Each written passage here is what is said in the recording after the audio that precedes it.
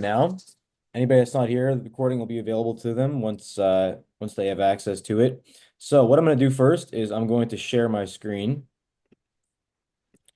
and we're going to get on the road. So before we start, I just want to make sure if everybody can see my screen once it loads, you can just type one or give me a thumbs up in the chat so I can know everyone has it available to them. If not, then just type can't see it or technical issues. All right, I can see Destiny can see it. All right, cool. We're going to get rolling then. All right, so we are here, Nutrition Webinar 2025. I'll be your host, Coach Aidan from iPerformance Center. All right. Hopefully this will take a little bit under an hour so I can have time for questions at the end. Hopefully you guys have a lot of questions that we can talk about after. So, firstly, we're going to go over kind of our itinerary, our outline for what we're going to be talking about today. So first of all, I want to make sure everyone has a basic understanding of nutrition.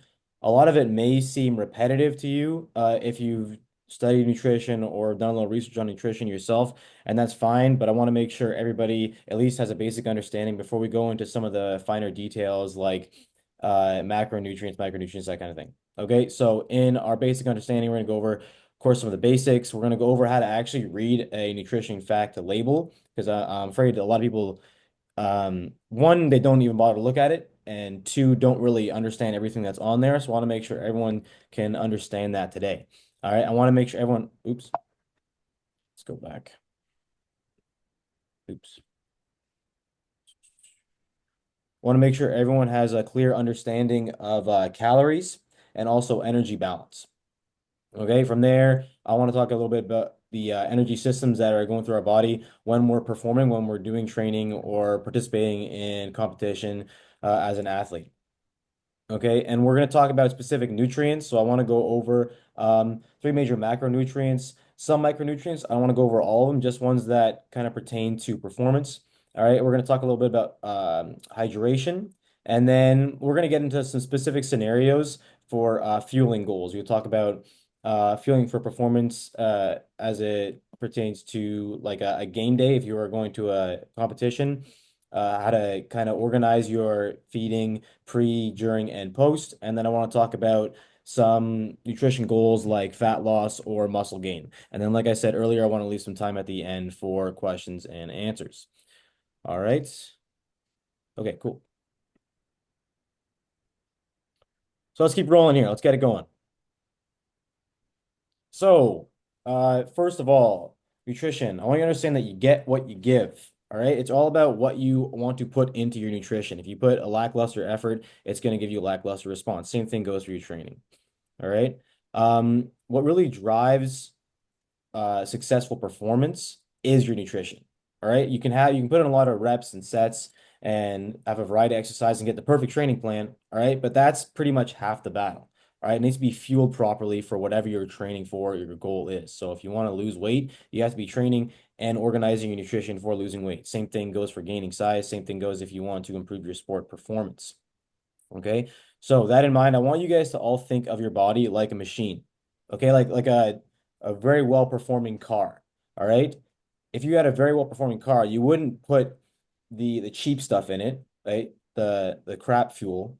You would put in the most expensive, the most high octane fuel you can, so you can perform the way you want it to. Make sense? Okay, good. Oh, geez. Sorry about that. Okay, and then one thing I want everyone to understand is that consistency is key. Okay, it's not really about being on top of your diet one day of the week or 2 days a week or 1 week of the month. Okay, it's about consistency every day, all the time. Now, I know that sounds kind of daunting and overwhelming, but I'm going to get into some points about how we can manage this and find balance in our lives while still having a nutritious diet. Okay. And then kind of the last point there, what I really said is it's not about being perfect. Yeah, you can be consistent, but there is a balance between being consistent and being able to enjoy the foods you eat as well. Okay, so let's get into some of the details here, nutrition basics. Okay, so really what it comes down to when you're trying to meet nutritional needs is meeting adequate macronutrient, micronutrient, and hydration requirements. If you want to break it down to its simplest terms, that's what it is. Okay. And then if you're looking for some initial guidance, a really great resource out there is Precision Nutrition. They have different levels of ways you can organize your diet. And then if anyone just wants to get started with it, don't really have any knowledge in nutrition, I recommend starting off at level one. And the way they kind of organize their strategies is through hand portions. Okay. Um, the way the hand portions work is you literally use your hands to measure out your food. And it's a really great method. One, because it's an easy solution to track your macros and manage your food without weighing or measuring or counting calories. A lot of the things that a lot of people find overwhelming. Like the more you research and learn about nutrition, the more information comes at you. And so a lot of people will see that and just decide to throw the baby out with the bathwater, say, forget nutrition. I'm just going to stick to what I've been doing. Okay. And then the method is easy. You literally just measure your food with your hands. So you see right here, this figure, you can measure food by giving one serving of protein, which is one palm, a serving of vegetables, which is a fist, a serving of carbs, which is a cupped hand, and a serving of fats, which is about the size of your thumb. All right. And with this way, it's not really about meticulous measurements. It's about using your hand as a reliable gauge for portion sizes. So if you stick to uh, this measurement for portion sizes, that's how you stay consistent. All right. And then what makes this particularly effective, or what precision nutrition has found that makes it effective, is that it's in inherent alignment with your body's proportions. So let's say, let's use your own body as an example. You're growing up, you're trying to get in nutrition. Let's say you start very young, all right? Your hands aren't fully developed, your body's not fully developed yet. You can still use those hand portions. And the beauty of it is that as you grow and become an adult, your hands will grow with you, all right? Your portion sizes will grow with you, and so will what your food looks like on a plate. Okay? Um, and so what we can determine is that this is what a plate might look like, right? If you're struggling with actually how to portion out your food, you can just take it using the hand measurements, right? You just take one palm of protein right there, 1 or 2 palms of protein, 1 or 2 cupped handfuls of grains or legumes, 1 or 2 thumbs of fat, and then a fist or two of vegetables. Okay, is that easy? Now, let's use an example to see how this actually works and how well it transfers to determining your macronutrient and calorie goals. Okay, so here's an example here. Female athlete who weighs 135 pounds, has 18% body fat. She maintains a high activity level and engages in 2 training sessions per week. And this is roughly what she consumes per week. So she's consuming 2,672 calories, 170 grams of protein, and 260 grams carbohydrates with 104 grams fat. Okay. So breaking that down into those hand measurements, that would look roughly about 5 palms of protein, 5 fists of vegetables, 10 cupped hands of carbs, and 9 thumbs of fats. All right. And then you kind of see a breakdown of what that food might look like throughout the day. Okay. And that's why it's such an easy way to perform this nutrition or precision nutrition food organization method, right? One of like a few, I just want to highlight some of the benefits they have. So really it's about accuracy with minimal effort. So through their research, Precision Nutrition has discovered that a hand portion method is about 95% accurate to other tracking methods. So everybody who's taken their food skill outs and measuring every single calorie, gram of every macronutrient, they're still getting those benefits to about 95% accuracy. And they're not going through all that meticulous effort. Okay. And then another good part of this is it can be maintained through whatever kind of diet you follow. So it can be followed in a Mediterranean diet, a paleo diet, vegetarian diet, whatever. Okay, even a ketogenic diet. Okay. And then another benefit of it is it's easy to manage macronutrient splits. So with the hand portion method, you have the ability, the power to fine tune your macronutrient split. If you want to gain a little bit more mass, then you can add in another palm of protein. All right. If you're looking to have more energy surrounding your training, you can add an additional cupped hand of carbs. Okay. And then kind of like I demonstrated here, it's a helpful tool to estimate calorie intake. All right. So if you're looking for a place to start, if there's one thing you take away from today and you find you want to get a little more interested, a little bit more invested in your nutrition, start with precision nutrition. Okay. So let's go into some of the details you guys can learn for yourself. We have the nutrition facts. Are you guys seeing this? Okay, there you go. I want to get that out of the way if you guys are seeing the kind of picture panels of all of us down there. Okay, so nutrition facts. I want everyone to understand how to read it. So first of all, you have your serving size, your amount of food. So on this label, your serving would be about 1.5 cups of whatever this is. And then each container here contains 4 of those servings. So I think that'd be about 6 servings per container.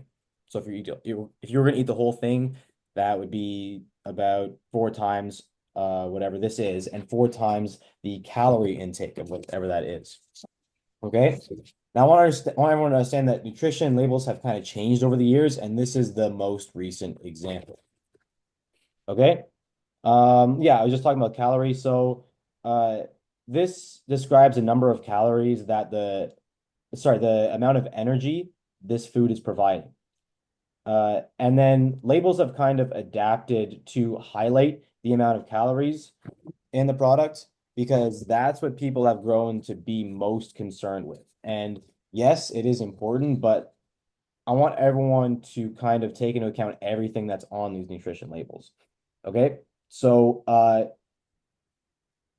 let's take a little deeper look into the macronutrients on the page here. Okay, so we have 3 macronutrients. I'm going to go over this in a little bit, but just for a quick overview, we pretty much have 3 macronutrients: are carbs, protein, and fat. All right, our carbs and protein are about 4 calories per gram, and all of our fat sources are about 9 calories per gram. So let's do the math where it comes to the calories on this particular food. All right, so we can figure out how many calories are derived from each food source. So if we just take calculators out, let's say carbohydrates. You got 46 grams carbohydrates here, multiply that by 4. And so we have 184 calories of this product are derived from the carbs here. So that would make it a very carb heavy food item. All right, same thing goes for if you were looking at the fats. If you're breaking down the calories on a food label and find that like about half the calories of the item are derived from the fat, probably not the best choice to include in your diet. All right. Now let's go a little bit more into some of the stuff people might not look at, like the daily values. Okay. So understanding the percent daily values on food labels can help you choose foods that are high in nutrients and low in bad nutrients. The percent, usually the percent, actually, I'm pretty sure all the time, on food labels, the percent daily value is based on a 2,000 calorie diet. So obviously this doesn't apply to everybody. It's just an estimate that they have come up with to meet a vast majority of people out there, right? If you eat less than 2,000 calories, your daily value might be a little bit lower than what's listed on the label. And then same thing if you're eating more than 2,000 calories, okay? And then what I want everyone to know is that if you're looking at the percent daily value on a food item, know that if it says 5% or less on anything, then it is not a high quality food choice for that nutrient. So you see here, the total fat is about 5%. So that's a good thing in this case. We don't want a large percent of our food item be a part of fat. Okay.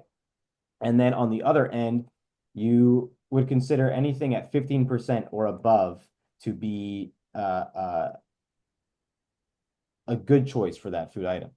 Okay, so a food item that is high in that nutrient. Okay, so you really want to choose foods that are have a low percentage in daily value for fat, saturated fat, trans fat, cholesterol, and sodium. Okay, this. Sorry, guys.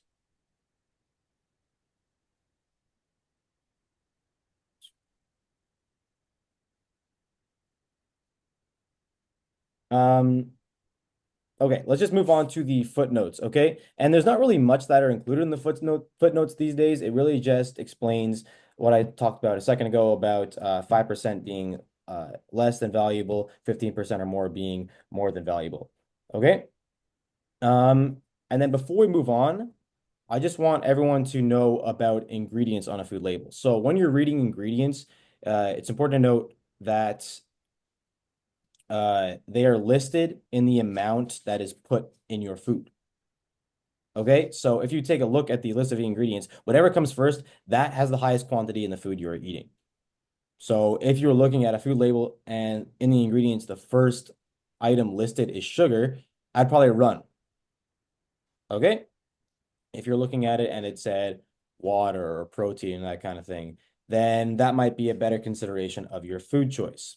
And then from there, it's just descending orders of what's put in your food. So lower amounts put one after the other. All right. If you guys have any questions at any time, feel free to put them in the chat, but we're going to go over any questions you might have at the end as well. Okay. Let's talk a little bit about calories in and calories out. Okay. Understanding calories. All right. So really, calories are the energy our bodies are able to um, produce and repurpose in what allows our body to undergo their function, all right, to keep our heart pumping, our lungs moving, our brain ticking. Okay. Now, when it says here that all food contains calories, but not all calories are equal, what I mean is that while essentially all foods will provide you energy, not all forms of energy taken in will give us the result we want. And that's when we kind of break into our macronutrient needs and what we're trying to get out of our diet. Okay, so let's take chips for an example. Well, yeah, they do contain calories, and technically, yeah, they will provide your body with fuel. They contain no additional nutritional value. Okay, so we have to think about the quality of the food and not just eating whatever we're eating for energy. Now, I don't want to say that like I'm perfect all the time. I'm some nutritional guru because now and again, of course, like I'll have chips, I'll have a cookie or whatever, and I'm willing to bet everyone here is guilty of the same thing. All right. And that's okay. Right. It's okay to indulge yourself once in a while. All right. And there's actually a rule that has been developed to help people stay consistent with their diet, and that is the 80-20 rule. And it kind of iterates that if we are able to stay consistent and reliable on our diets 80% of the time and indulge 20% of the time, that is a fantastic way to stay consistent. All right, if that's what you need to keep on your goals and stay in a diet or nutritional plan, then that is a great way to go about it. Same thing goes for the 90-10 rule. It's just a little bit, it's geared towards those who need a little bit more discipline. Same thing. You stay disciplined, on routine, on diet 90% of the time, and then indulge yourself 10% of the time. Right? Really, it's all about striking a balance, getting your body the nutrition it needs while still enjoying your favorite snacks. Okay. All right, energy balance. Okay, so what energy balance really is the energy availability. Sorry, energy availability is the amount of energy needed to perform daily tasks and physiological uptake after exercise is deducted. So really those bodily functions I was talking about, those routine tasks. Okay. It's important to find an appropriate input to output ratio, meaning that we're able to support our body's functions, and then it's also determines requirements for macronutrient and micronutrient intake. All right. This also assists in adjusting body composition. We're going to get into that in a little bit. And what is important to remember when striking an energy balance is that everybody is individual. And that's going to be a lot of what I come back to in this webinar is that there's not really one true answer, as goes for a lot of fitness and nutrition. Rarely is there one solid meets all answer for a question, at least when it comes to fitness or nutrition. Okay, it all comes down to the individual and their needs. Okay, now let's talk about energy systems a little bit. And a lot of it may seem like I'm streaming off from nutrition, but it all comes back. Okay, so first of all, the anaerobic alactive system. So Before I get into this one, I want to help everyone understand that there are three main energy systems our body uses, and two of these are anaerobic systems, and one is aerobic. The anaerobic systems are ones that involve more high intensity and short bursts of effort and are often described to not require oxygen because sometimes we require energy faster than our bodies can deliver oxygen. All right. And then within these two anaerobic systems, they can be further divided into anaerobic alactic and anaerobic lactic. I'm going to talk about anaerobic lactic in a second. So let's get into this system, the anaerobic alactic system or the adenosine triphosphate phosphocreatine system. All right. This system is used for maximal bursts of energy involving a lot of power in a very short period of time. Okay, so some examples that people might be familiar with here are maybe like barbell power clean, for example, or doing your vertical jumps or broad jumps, or even some med ball scoop tosses. All right, so things that require very quick bursts of energy, but in a very small amount of time. Okay, so looking at this graph, we can see this system is good for producing a lot of power, all right, but the drop off is very quick. Okay, now next thing I want everyone to look at is the overlap of some of these systems. And what I'm getting at is that we're never really using one system at a time, or at least one system in one exercise or bout of exercise, all right? It's a large spectrum, and we're kind of switching between all these systems, one after the other, depending on the energy requirements of whatever we're doing. Okay. Now I talk about this one because it's kind of the first stage we go through when we're first starting out an exercise. And then we move into the anaerobic lactic system that draws from some of the resources we put in our body. And that's how it comes back to nutrition. So let's move on to the anaerobic lactic or glycolytic system. Okay. So in this one, sorry guys, in this one, it's still used for fast energy. It's still used for going a very high intensity pace. All right. But it lasts a little bit longer, as you can see. It usually goes from, about 10 seconds to 2 minutes to 3 minutes. Okay. This system is commonly used in sport because that's usually the time frame of bursts of energy that sports takes place. All right. Or even sets in the gym for that example. Like if you're doing a set of bicep curls, usually it lasts a little bit more than 10 seconds, depending on your tempos and the reps and volume there. All right. But it typically falls between that 10 seconds, 2 minute time frame. Making sense so far? Okay. So because we are still operating with the absence of oxygen, our body will use carbohydrates we have stored in our muscle and liver, and this is called glycogen. All right. And this is where the storage of carbohydrates is important because when we have the onset of exercise, we turn that stored glycogen in muscle and liver into glucose to produce energy. Okay. Now, a lot of people describe this energy system as kind of painful. And the reason for that is because a byproduct of this energy process is called pyruvate, and it can't be turned into energy because of the lack of oxygen. And this is what causes a buildup of lactic acid. All right. And that's why this energy system is considered rather painful. Hopefully everyone has done some kind of strength activity before and has experienced that kind of painful feeling after a long set. And that's kind of the buildup or at least one of the reasons it's painful is the buildup of that lactic acid. Okay. So this is going to be the energy system that is primarily fueled by carbs. Hopefully that point came across clearly. Now, next, third energy system here is the aerobic energy system. Okay, so if you continue to look at the graph here, the aerobic system, you will see kind of after about 2 to 3 minutes. And then the anaerobic systems start to die out at about this time. And the aerobic system taking over. All right. These are when macronutrients differentiate themselves when it comes to fuel production. And this is also on a spectrum. It's not like we're using carbs or fats, which I'm going to talk about in a second, at once. it kind of flip-flops depending on what we're doing. All right. So because glycolysis, the process of turning glucose into energy, is so efficient at producing energy quickly, carbohydrates are used a lot during high intensity, those are anaerobic system, but fats produce energy in a much larger amount. They just do so much less efficiently at a much slower rate. All right. So they are better at using this energy system, which is very long and drawn out, like a couple exercises or sports that might consider using this energy system predominantly would be marathons, for example, or like if you had a rowing event that was very long, going for hours, then you might be further dipped into this aerobic oxidative energy system using fat sources as a primary source of fuel.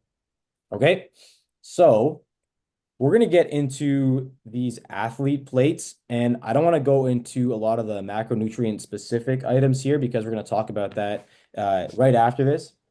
Okay, I just want everyone to get an understanding of the idea behind these. Okay, first of all, these figures were developed by the University of Colorado in Colorado Springs Sports Nutrition Program in collaboration with the U.S. Olympic Committee's Food and Nutrition Services. They are reviewed by the Olympic Committee Food Nutrition Sources sports dietitian and tested by sports nutrition and tested against sports nutrition recommendations. Okay, so these visuals are what people use a lot to build their meals around, depending on the intensity of their training or practice or competition. As you can see here, we have easy training. All right, I want you to use what you see here to think about the ratios of nutrients in meals in sport performance. Okay, so on this lighter intensity day, you see that about half the plate of the meal consists of fruits and vegetables.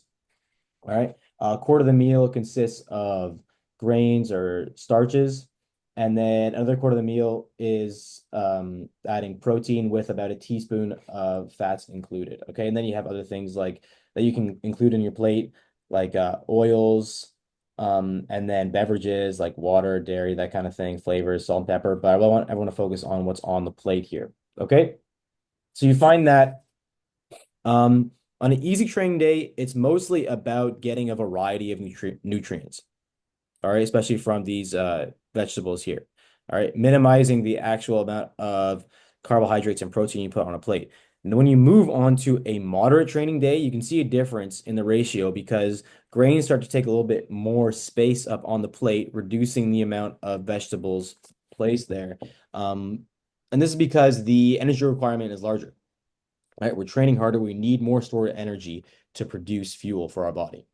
Okay, you also find that the fat source is increased, and that really depends on the type of training we're doing, but it's assuming that you're doing maybe considerably a longer event, whatever kind of training you're doing as well. All right, and then kind of continuing along this trend, you have a hard training day where now the grains and carbohydrates have taken up at least half the plate because you need a large source of energy for whatever training you're doing that day. Protein has stayed consistent throughout all three meals, and we're going to talk about protein in detail in a little bit, but I think it's important to understand that it's not really the best form or the best source of energy to fuel your training. It's more used in rebuilding and repurposing some of the things you break down from protein. All right, we're going to talk about that in a little bit. All right, and then veggies, you can see that a little bit more important on your late training days, but majority of the plate here you want to be taken up by carbs. And then the same rule is kind of applied to fats here, assuming you want to have a longer duration training day, increase the fat sources as well. Okay. Yeah. So like I said, let's get into the protein. All right. This is one that everybody is highly concerned with when it comes to strength training. Okay, so what is protein? What is it that everybody is after here on their plate? It's one of our three macronutrients. It's made up of smaller molecules called amino acids. And we really have 20 types of amino acids that make up protein. But we only naturally produce 11 of these. And those are what we call our non-essential amino acids. We call them non-essential because they are not necessarily needed to be included in our diet. Now, flip side of that is our 9 essential amino acids, all right? Ones that need to be included in our diet because we cannot produce them by ourselves, all right? When it comes to actual function of protein in our diet, super, super important. Important for tissue repair and rebuilding, especially after a training session. Important for enzyme and hormone production.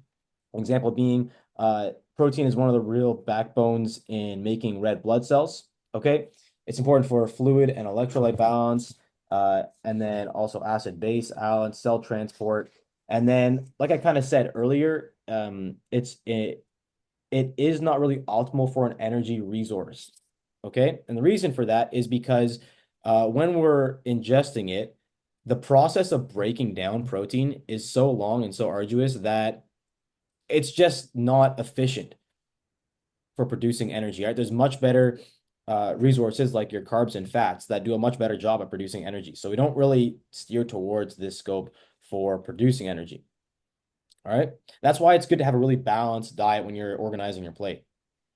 As far as recommendations go, for general population, good recommendation would be about 0.8 grams per pound of body weight per day. Okay, easy figure to figure out. Just take your body weight, multiply it by 0.8. That's how much protein you should be getting per day. Okay, let's go into protein quality for a little bit. I kind of talked about this a second ago, but it is really determined by the amount of essential amino acids the serving of whatever you're eating contains. Now, these are divided in, or protein sources are divided into complete and incomplete protein sources. Protein source that is complete would contain all 9 essential amino acids. All right, and typically these are animal food sources. All right, like your milk, yogurt, cheese, eggs, meat products like red meat, chicken, like poultry, fish, that kind of thing. Okay. And then incomplete protein sources are ones that are lacking at least one essential amino acid. All right. And unfortunately, these are typically protein sources from plants. All right. Like legumes, like beans, vegetable grains. And that's why I think a lot of vegetarians or vegans get a bad rap. Like what a lot of people are kind of down on that diet is because it doesn't do a great job at meeting protein requirements. Don't get me wrong, it can. All right. It's just not as efficient as if you were eating meat. Okay. I'm not here to preach anything. I'm just saying. Okay. Now there are ways to kind of turn an incomplete protein source from a plant into a protein source. And that's by kind of complementing each other, combining protein sources that are incomplete. Okay. Like an example of this would be rice and beans. Okay. Those two don't work together, like are put together in meals by accident. All right. They were designed to be put together that way because they complement each other, right? Beans have an amino acid called leucine, and rice has an amino acid called I think it's methionine. Yeah. Um, and they work together so well because that is what each of them is lacking. Put them together, making a complete protein source. Okay. Now let's get into some of the more debated topics on protein. All right. So protein quantity, its role in sport performance. So recommendations for athletes vary widely depending on the needs of the sport, but role still remains the same. All right. It's made for repairing and rebuilding muscle and connective tissue following physical activity. Same thing applies for everybody in the world. All right. Like I said before, general population recommendations are about 0.8 grams. You could kind of vary this a little bit, but around 0.8 grams. Now, when it comes to athletes, they are definitely put through a little bit more stress in the body because they have multiple practices per week. They might have strength and conditioning sessions. They might have games during the week as well. So they're breaking down protein or muscle tissue in their body at a much higher rate. So they are generally needing a little bit higher amount of protein in their diet, like about 1.2 to 1.6 grams per kilogram of body weight per day. All right. Now, um, a large kind of topic of discussion when it comes to protein quantity is overconsumption. All right. And I'm going to talk about this for a little bit because it is highly debated. I'm going to give some 2 cents on it. So the biggest potential issue with an excessive focus on protein is that very high protein intakes could potentially crowd your plate. If you put half your plate is just chicken breast, or like three-quarters of your plate is just chicken breast. One problem that arises is you're not meeting other nutritional needs, right? If you're trying to fuel for performance and you're just having protein, goes back to what I said earlier, it's not really a good source of energy. So you're not really getting all the nutrients you need from your diet. All right. Another thing you might notice is that if you eat protein higher than the recommended range, yes, protein is filtered by one of the organ's kidneys, and it can put an additional stress on the kidneys. But the amount of protein you have to eat for this to actually have an effect is insane. Or you might have to have a pre-existing kidney issue. Okay, but that's not really protein's fault.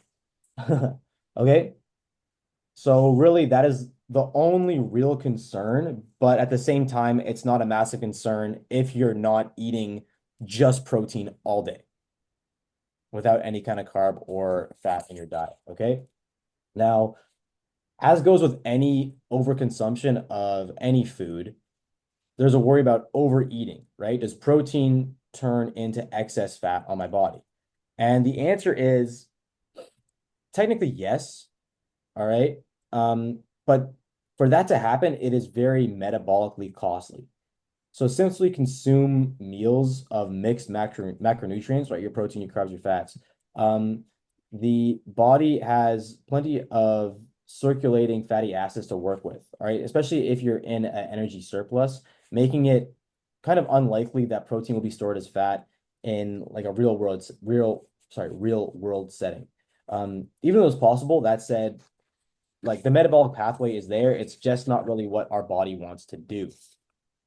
Okay, so hopefully that clears up any lingering questions on overconsumption of protein. Like I said, if you're going to overconsume anything, probably the best idea for it to be protein. That's all I'm saying. All right. Now, here is possibly an even more debated topic when it comes to protein is the timing and dosing. Okay. When it comes to pre and during exercise, not necessarily useful for fueling, I suppose. Okay.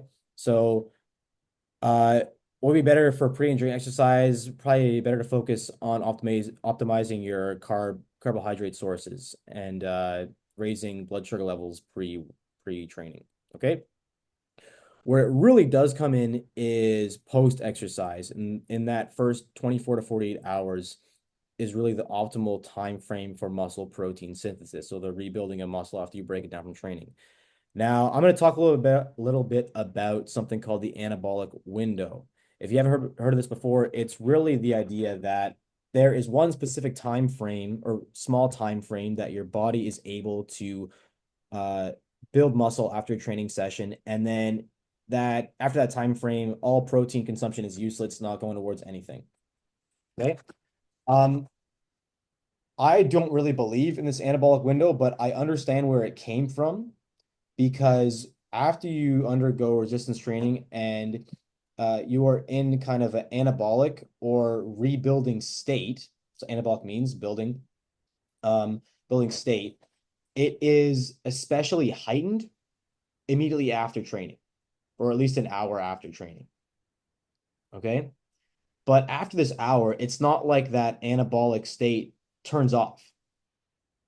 If you continue to eat protein and fuel your diet afterwards, you're still building. You're still building for those 40, even sometimes 72 hours afterwards.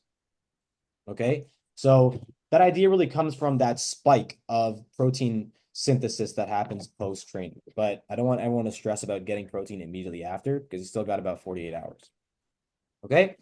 Um, next up here, we have debate on whether you should eat large protein meals or spread out the protein consumption for throughout the day. These are kind of another few points about protein that have been studied in the past and were previously believed, but from recent studies, we kind of see that these facts are not necessarily true anymore. Okay, so First one here is that we can only absorb 20 to 40 grams of protein max per feeding. After that, it kind of just drops off. Oh, sorry, guys. Right?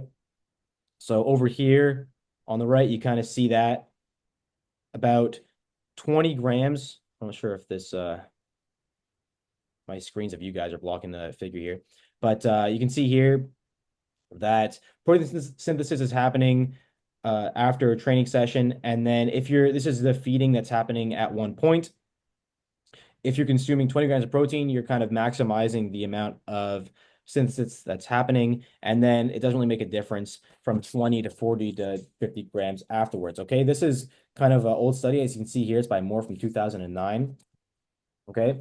And then another study from this is from, I think it was Wittard in 2014, another kind of dated study by now. It's 2025 after all.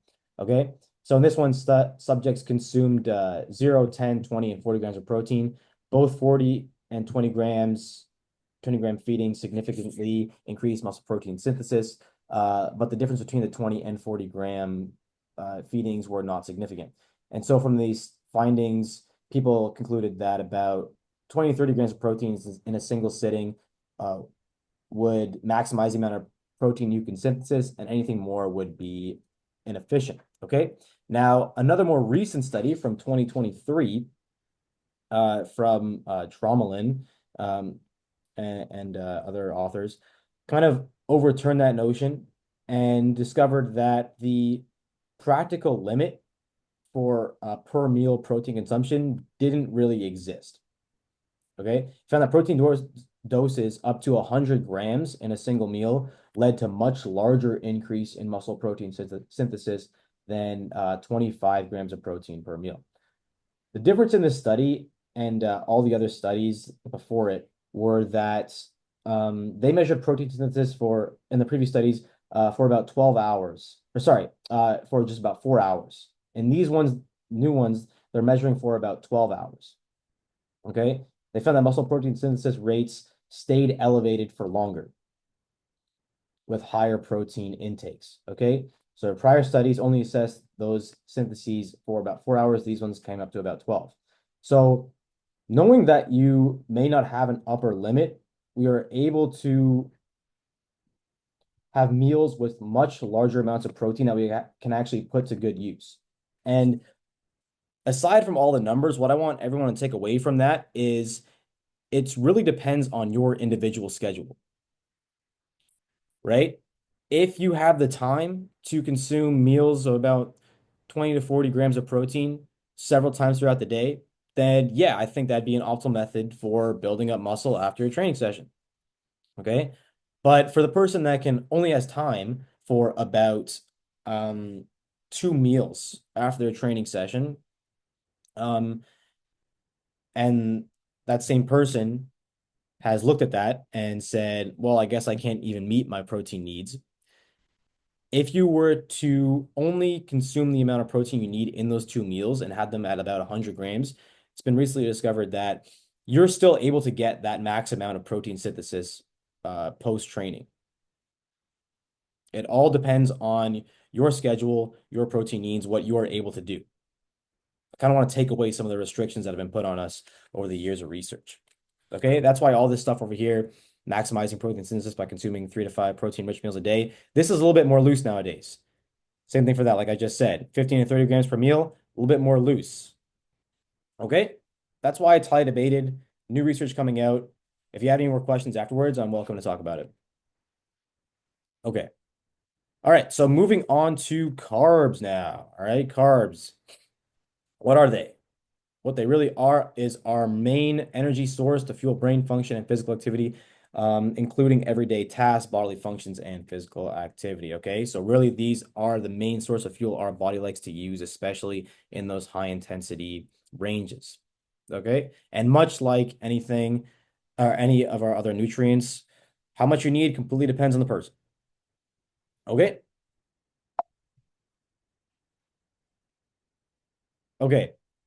So, when it comes to performance, those carbohydrate stores, how many carbs you're intaking before, during, and after training or games or practice, are commonly the limiting factor when it comes to that performance.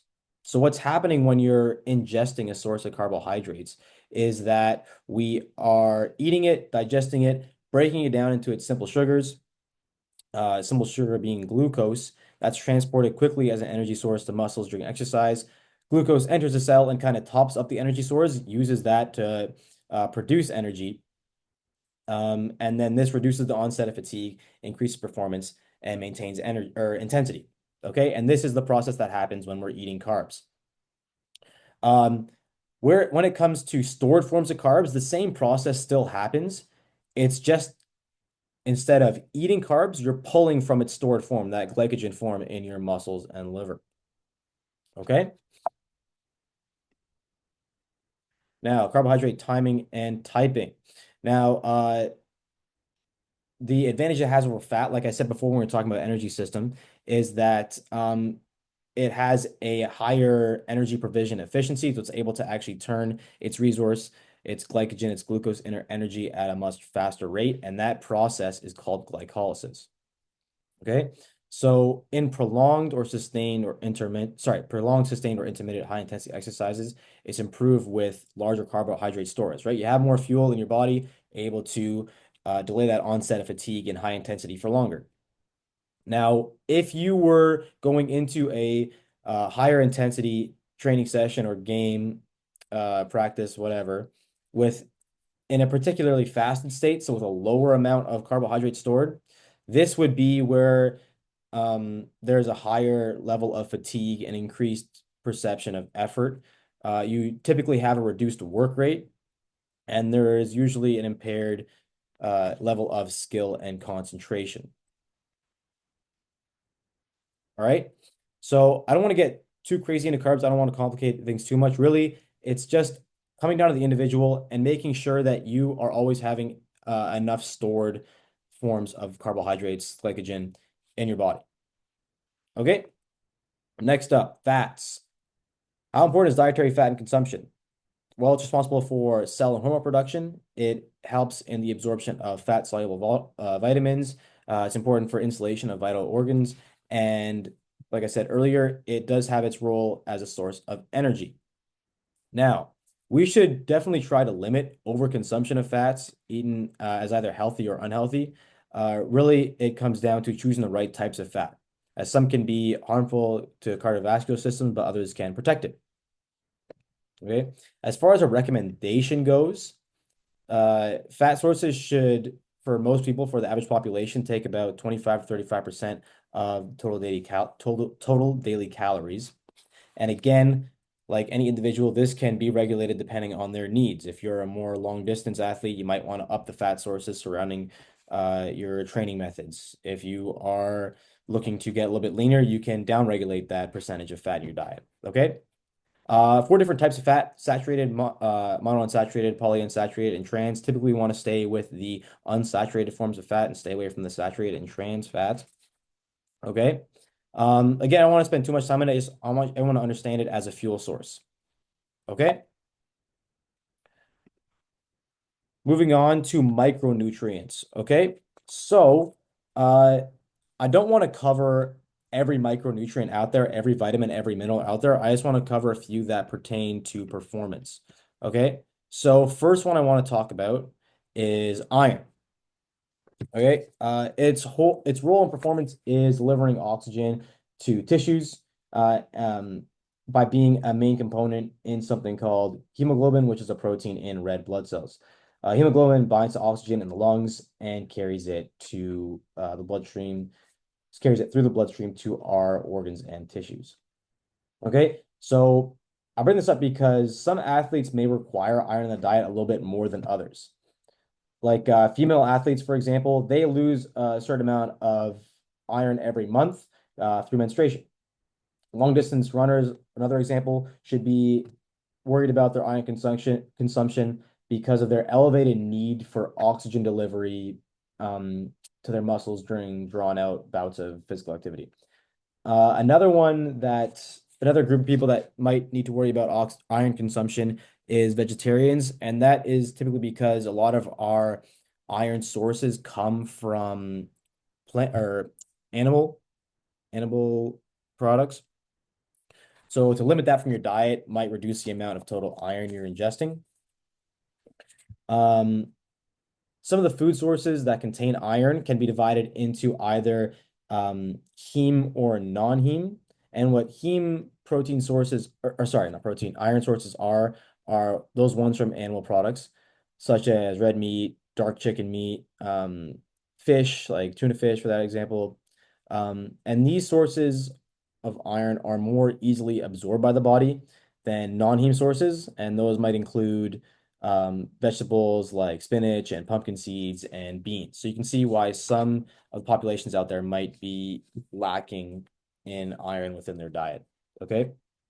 Another important one I want to talk about is vitamin C, and it kind of plays in conjunction with iron because if you are not consuming animal products, it's important to consume iron sources with vitamin C sources because they help with the absorption of that iron.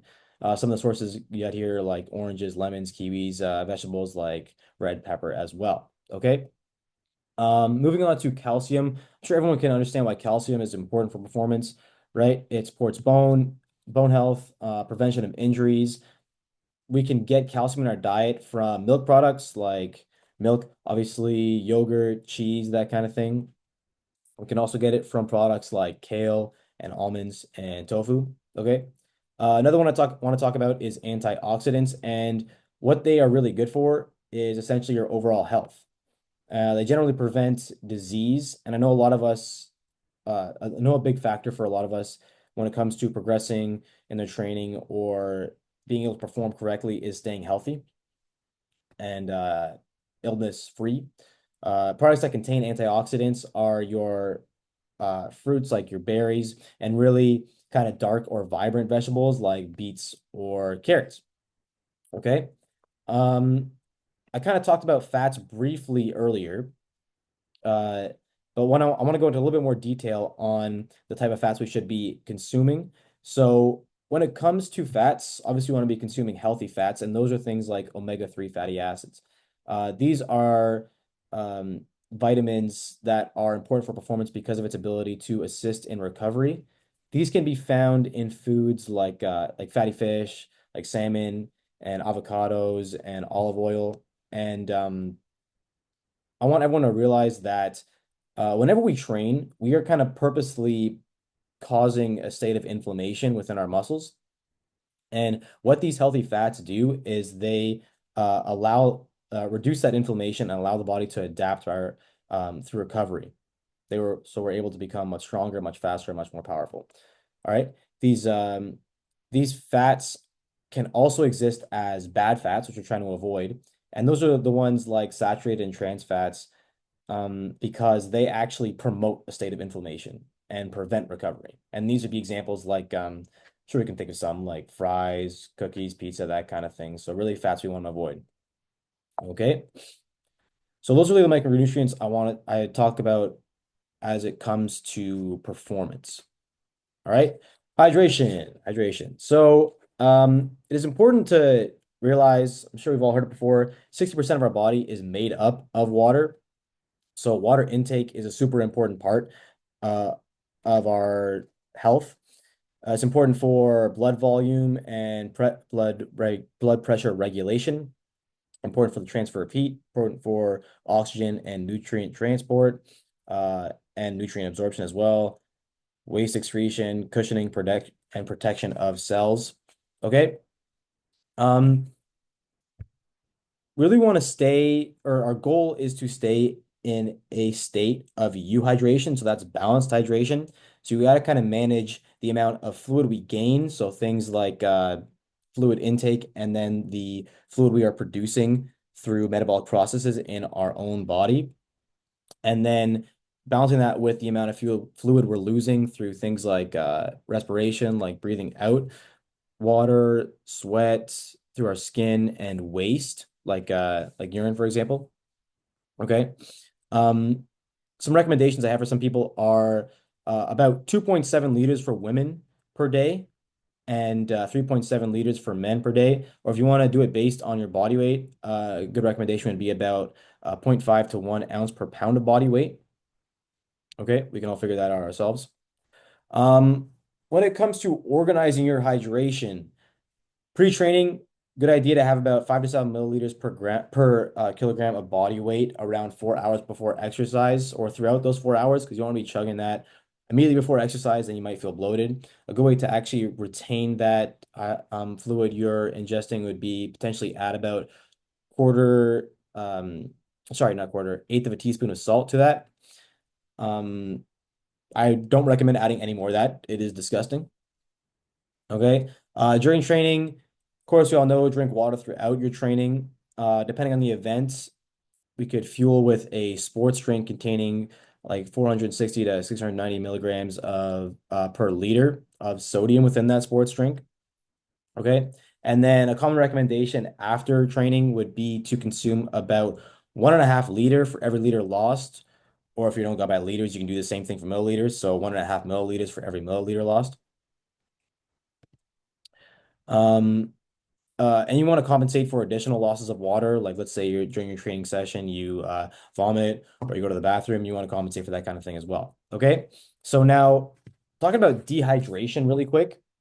Dehydration is a massive, has a massive effect on performance, right? It can make us feel more tired and fatigued at an early onset. It makes our heart work harder. It makes us burn through energy resources faster. It makes it a little harder to focus.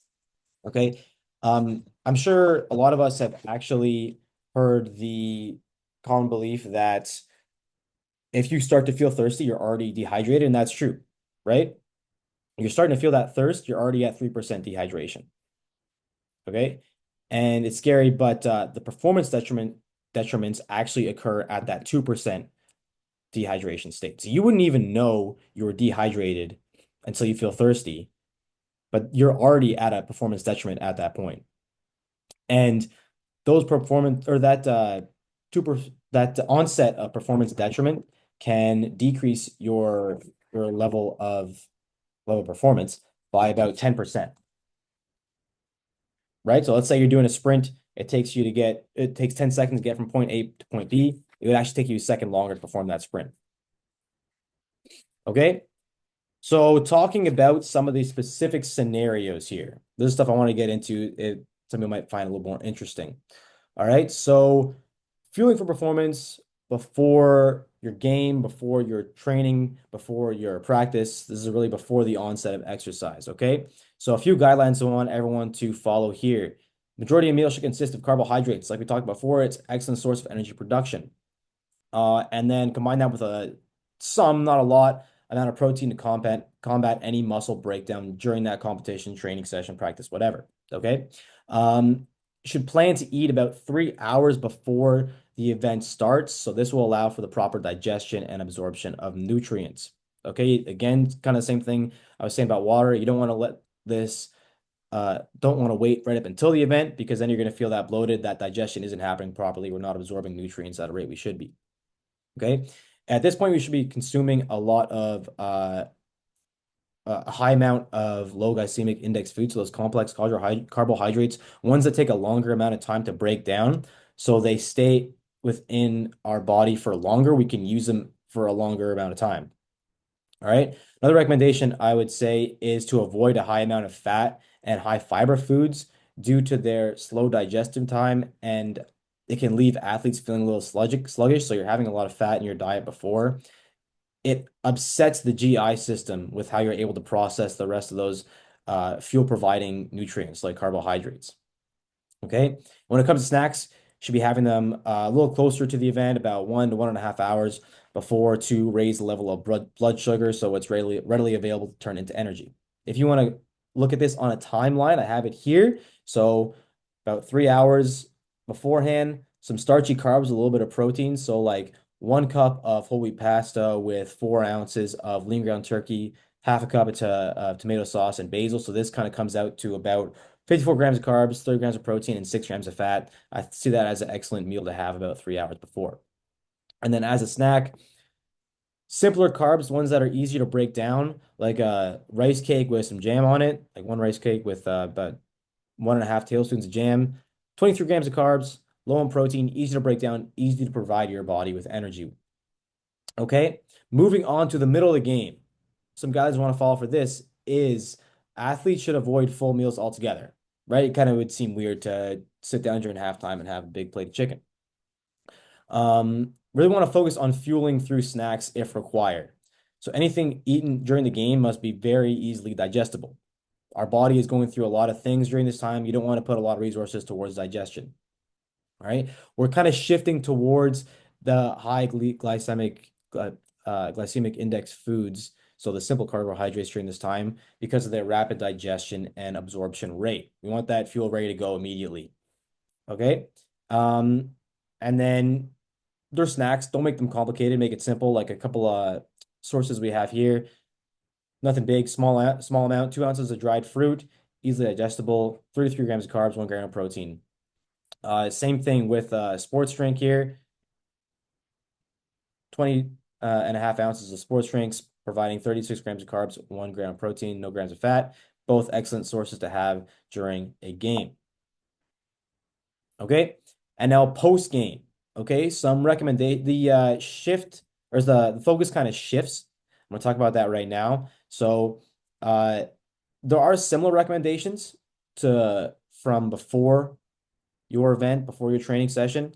Majority of the meal should consist of carbohydrates, but more of an emphasis on protein than pregame meal. So carbohydrates, because we have lost a certain amount of glycogen stores from that physical activity, and we want to replenish those at its highest amount of resynthesis. And just like protein, this is immediately after training session, practice game, whatever. Okay. And then higher amount of protein because we've broken down a certain amount from physical activity. We want to actually make use of the protein. High amount will provide a high amount of protein synthesis. Um, Snacks, something still easily digestible. We're still in a catabolic state. So same as you, or the opposite of your anabolic state, we're in more of a breakdown mode than building up. So you want something easily digestible. These should be eaten no earlier than about 30 minutes after your physical activity.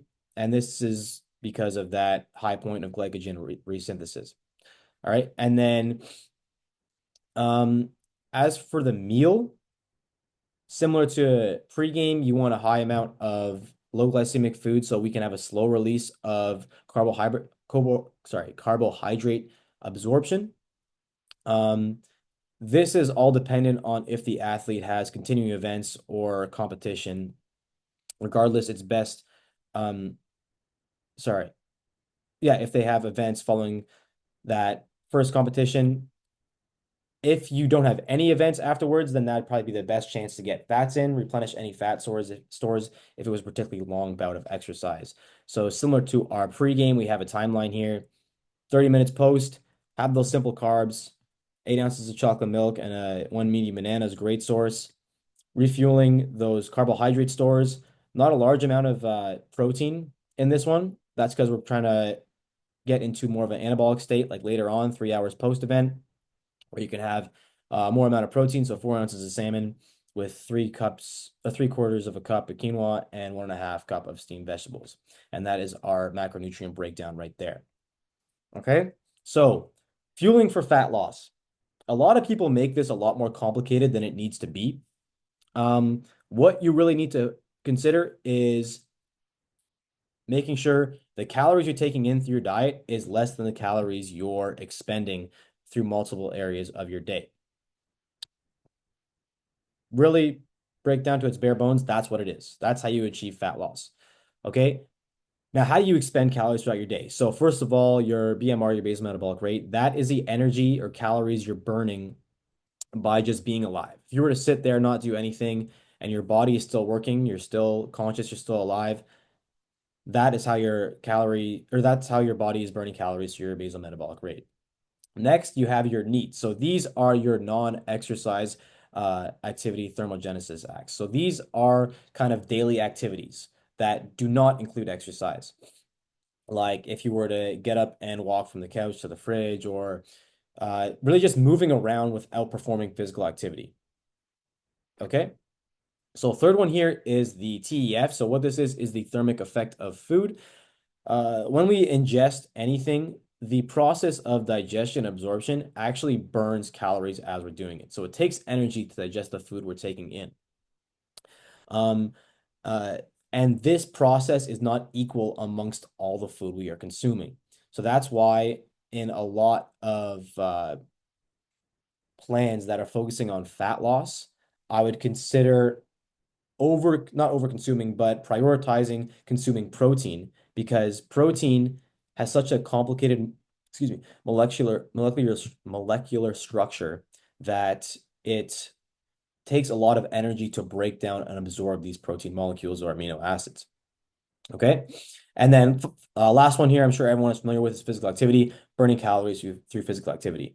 So I want to put these all together because a lot of people, when they try to lose fat, they hop on elliptical, any kind of cardio exercise. They take a look at that little screen there and they see the amount of calories they're burning and they have a certain goal in mind. Let's say it's 200 calories. That is just a fraction of what we're actually burning in that time frame. You can see there's so many other pathways our body burns calories. So that's where I find a lot of people get stressed out when it comes to fat loss, is they go to the gym and they only see a certain amount of fat burned on that screen. They consider that all the fat loss throughout the day. But I want to make sure the message is clear that it comes through multiple different factors. Okay.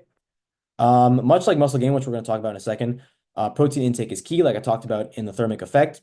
We should actually be consuming a little bit more protein in fat loss than in muscle gain. This is because of two reasons. One, because of because of the lacking of calories in our body. Our body is fighting to find sources of energy, resources out there. And then if we are, depending on the amount of calorie deficit we are in, we might be pulling from certain protein sources. This is rare, but we might be pulling from certain protein sources, and this can cause some performance decreases. So that's why we want to combat this by increasing the amount of protein we are taking per day. Another reason we want to be doing this is the satiation. So I talked about that thermic effect. Because protein takes so long to break down and absorb, it stays in our stomach so much longer and it satiates us, makes us less hungry throughout the day for a little bit longer. All right.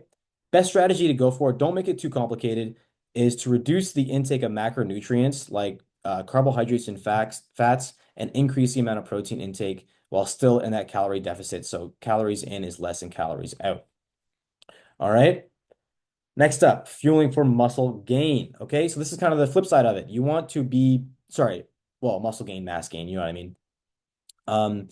Guidelines for this one. We want to be taking in more calories than we are expending. The flip side of what I talked about earlier. So those same process like metabolic rate, NEAT, thermic effect, physical activity, we want to be consuming more calories than those processes are expending.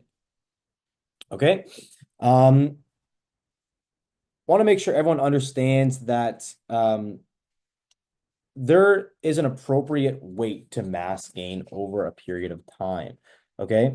So we want to gain muscle mass through resistance training, obviously, and fuel with the proper nutrients at an appropriate rate. And this is about 0.1 to 0.3% of body weight gained per week. All right. We talked a lot about protein, so I don't want to spend too long on here, but I will say for the purposes of gaining muscle, the appropriate amount per day seems to be around 1.5 grams per kilogram of body weight. After this point, we start to see diminishing returns, and males may want to go a little bit heavier on the protein intake, like about 1.6 to 1.7. Females, maybe not so much, maybe about 1.3 to 1.4.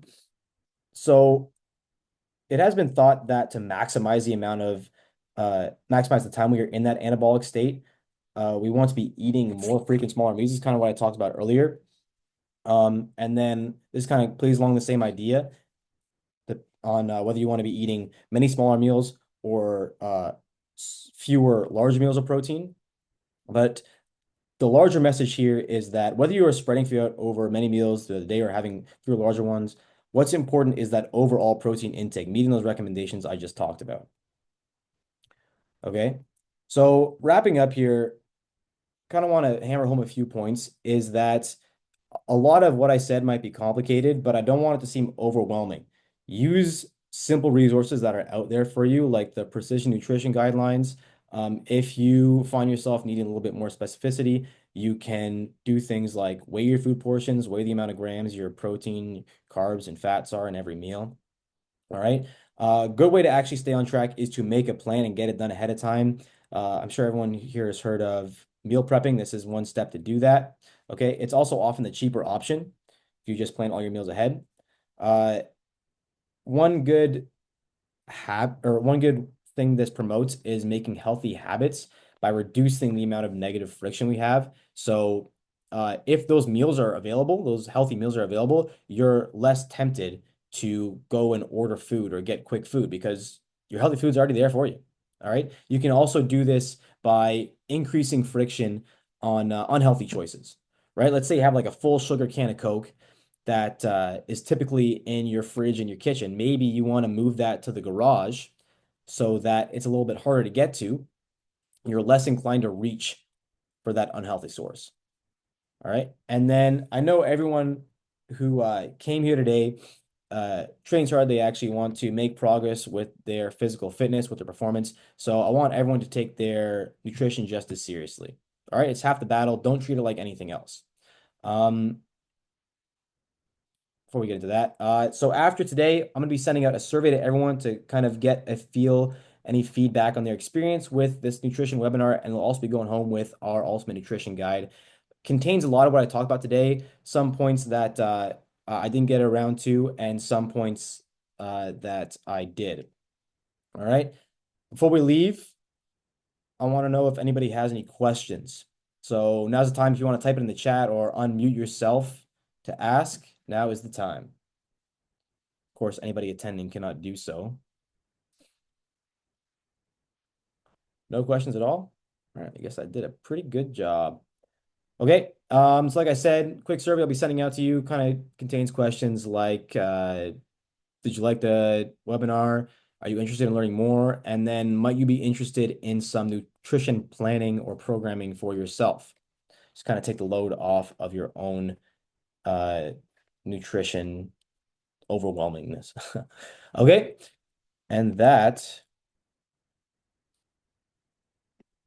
is all we got. So I want to thank everyone for coming out here. Again, if you have any questions that are lingering that are not with you right now, then feel free to email us at Iron Performance. If not, I hope everyone enjoyed and have a great day. Thanks, guys. Any questions out there? Okay. Peace out. I'll see you guys back in IPC.